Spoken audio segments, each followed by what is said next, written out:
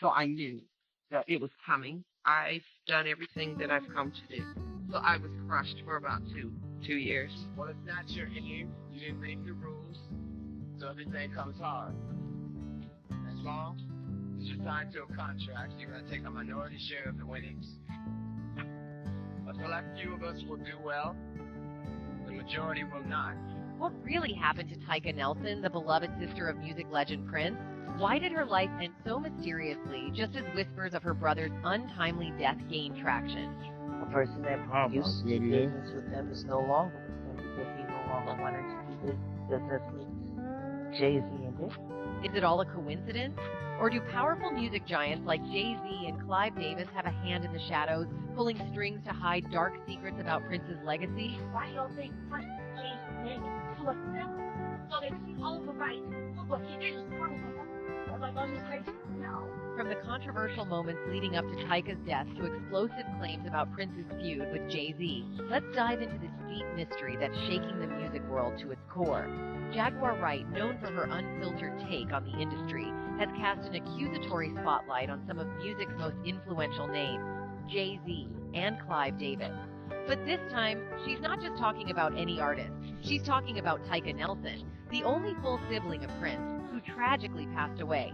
And with her death comes a wave of questions and suspicions, particularly about why it happened now.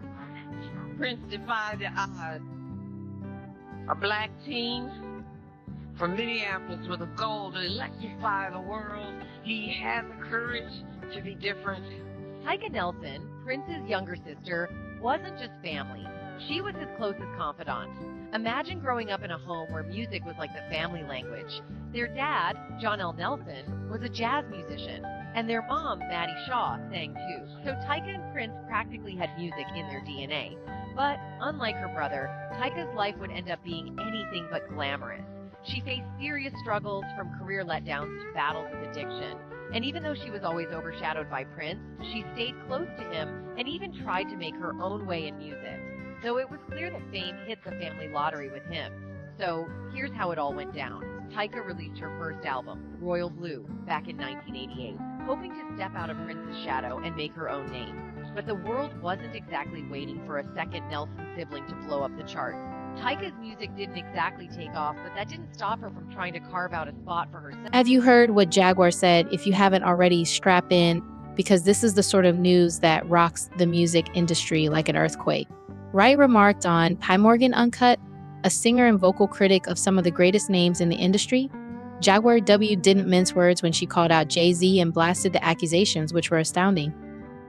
Wright asserted that Jay-Z and Beyonce, the so-called power couple of the music industry, may have ties to some very shady areas of the business. She even hinted that they might have been involved in the deaths of well-known performers like Michael Jackson and Aaliyah. And yes, she claimed to have witnesses prepared to support her allegations. Meanwhile, she was dealing with some heavy personal struggles, which she's since opened up about, like her issues with addiction. It was no secret, but it also wasn't a headline that followed her around. Instead, Tyka kept quietly trying to keep her life and music career on track, staying out of the limelight. But everything changed when Prince passed away suddenly in 2016. With his shocking death came a whole new wave of attention on Tyka, who suddenly became the main point of contact for his legacy. Prince didn't leave a will, which meant a lot of legal drama. But Tyka took it on herself to step up, hoping to make sure her brother's memory was protected. She pushed to turn Paisley Park, his famous home and studio, into a museum. While some family members thought it was too soon or too businessy, Tyka felt it was the only way to honor Prince's work and give his fans a place to remember him. He's not here physically, but through Paisley Park and his music, he'll live on ever. Still, this commitment wasn't easy. Tyka had to face off with industry bigwigs who wanted a piece of Prince's pie. She started getting pushback from people who didn't exactly see eye to eye with her on how Prince's memory should be handled. I have been for 2 years, so I knew that it was coming. And it wasn't just about Paisley Park. The people in charge of Prince's estate, his money, and his music catalog weren't always willing to let Tyka call the shots. She faced constant pressure, and as musician Jaguar Wright once hinted, going up against industry giants can be dangerous. They're used to controlling artists' legacies and making money off them. No one likes it when a family member steps in and insists things go a different way. In fact, Jaguar Wright has pointed out that Hollywood and the music industry aren't kind to anyone who tries to hold on to an artist's legacy if it gets in the way of business. For Tyka, trying to preserve what Prince stood for meant she was suddenly in the middle of some very powerful people who weren't thrilled with her choices. She became the gatekeeper of Prince's legacy, and it's rumored that she had more than one heated conversation with executives who wanted to profit off Prince's work in ways that went against his wishes. Ultimately, Tyka's commitment to preserving Prince's legacy may have even isolated her a bit. Some people close to her said she was relentless and wouldn't back down, even when things got ugly. And while she never had the fame or success her brother did, Tyka became almost as important in the Prince story as he was. She was the one protecting his memory, dealing with all the behind-the-scenes drama, and pushing back against anyone who wanted to exploit him.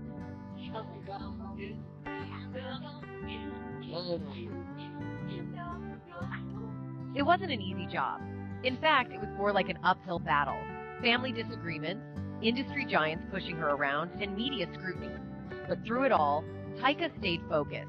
She saw herself as Prince's protector even after his death. Let's get right to the point. Wright didn't hold back when she called Jay-Z a monster and directly compared him to Sean Diddy Combs, who, as you may already be aware, is now currently she's aiming her facing words some at serious Oprah, legal issues. accusing her of some According moves to that Wright, could the crush her stories career. she is hearing about Jay-Z from What's her sources are just as terrifying as the accusations circulating about Diddy. She even criticized Jay-Z for remaining silent about Diddy's predicament, claiming that he is the type of person who starts small fires and then leaves, leaving others to clean up the damage. Were there, and he was not there at the houses. And he was That was quiet. the worst part of that. And to see his sons being How the hacked. do you force your kids to do your perp walk?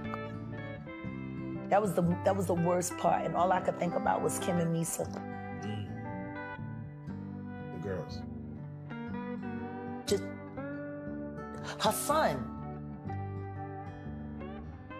He left their son to be walked out backwards on camera for the world to see.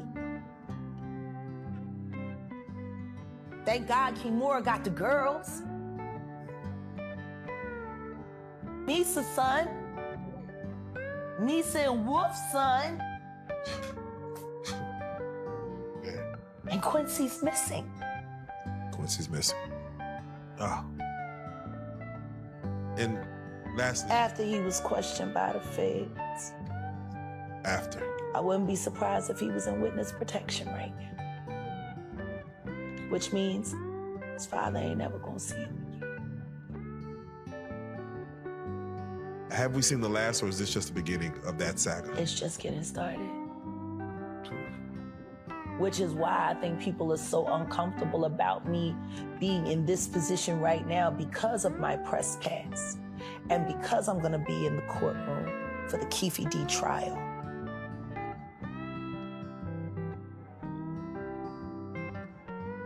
If we get to the bottom of Tupac's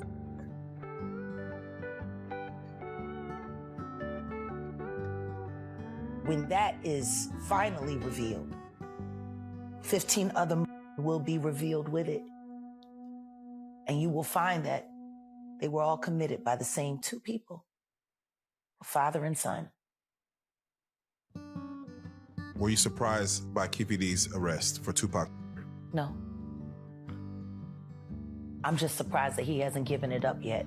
I'm surprised that he hasn't gone to the feds yet, because he just got stabbed in jail. Yes, he did. He's been beaten 3 times. And I'm going to say it for a fact. I know you the one pulling the strings. Reggie Wright Jr. Stop putting your dirty work on other people. You know exactly what you are. And so help me God if you don't keep my name out your mouth.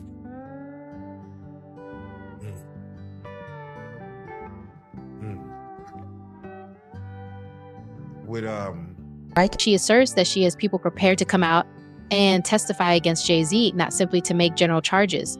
However, here's where it becomes even more serious actual testimony. According to her, she didn't name specific individuals or provide concrete evidence during the interview, but the way she phrased it made it clear that she wasn't merely discussing unimportant incidents.